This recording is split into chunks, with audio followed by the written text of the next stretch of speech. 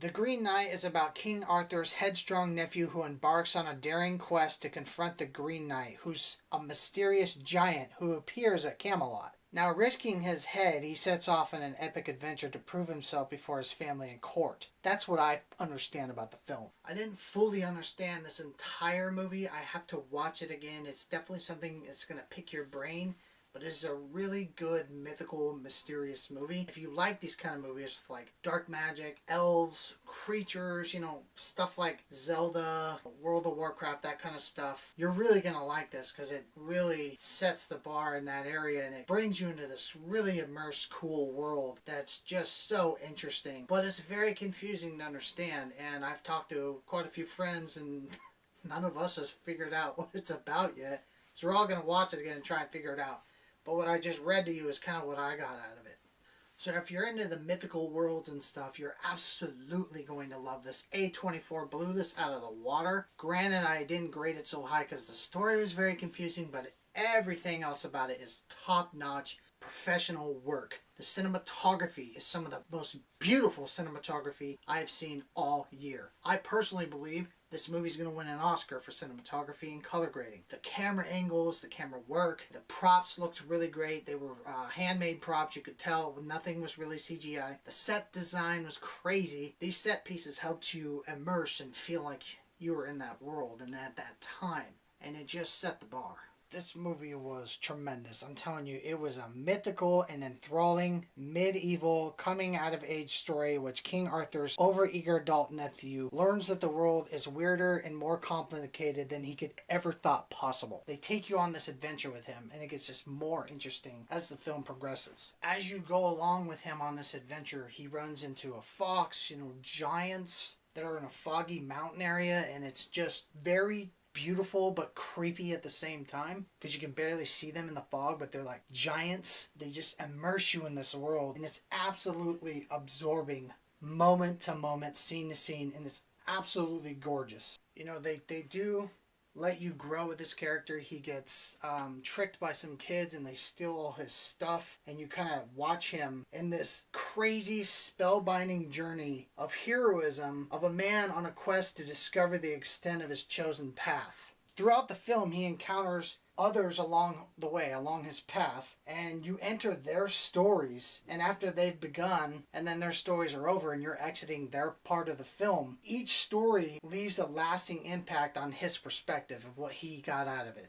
And if you're into this kind of stuff, you're in for a really great treat. I'm not going to really say much more about the movie because I don't want to spoil it, but it's a fun adventure, mythical fun adventure movie, and I think you would really like it a lot.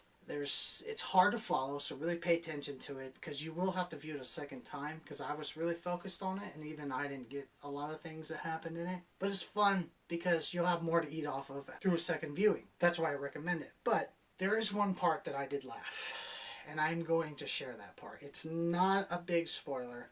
It's just something funny, and I have to say it in the review because I laughed. So later on, he meets up with Alicia Vikander. She played Lara Croft in Tomb Raider, which I love those movies, and I'm waiting for the sequel of Tomb Raider 2, please. I wish Tomb Raider 2 would get made already because she was an awesome Lara Croft. Lara Croft is such a badass character, and I want that to come to fruition, so I'm hoping maybe this movie gets her name up higher so she can have more say and get that movie made. Moving on from my fanhood of Tomb Raider, so he meets up with her. She has this green cloak, and she's talking to him, and she wants to test him because he's supposed to be a knight. He's supposed to be strong and be able to say no and be powerful. Well, she starts jerking him off. She's like, yeah, you want it? Let go. Let go. And he's like, yeah, I want it. And she's like, then just let go. And then he finally, finishes. And then he's like, and then they show cum all over his hand and stuff. It's supposed to be shame that you weren't strong enough to say no to her temptation. And then she looks at him and she goes, you are no knight. I just started laughing because I thought, yeah, I'd do the same thing.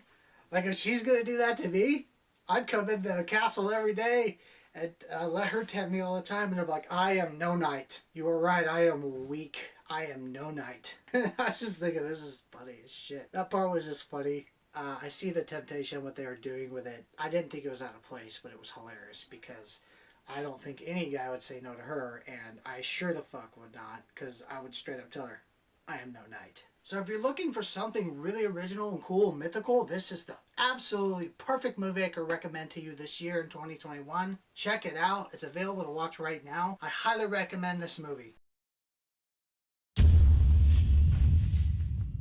Great movie, guys. Seriously, don't miss out on this one if this is your thing. It is, however, very hard to follow and very hard to figure out what's going on through one sitting, but that's what's great about it. There's more to bite off of later through a second viewing to pick up on things you might have missed. I think you should watch it. I hope the movie will in the future, and I hope the movie wins an Oscar for cinematography because it damn well deserves it. It deserves more recognition than it's getting. A24 is killing it with this movie. That's my review for The Green Knight, guys. Check it out. It's available to watch right now. Until then, I will catch you movie fans on my next review.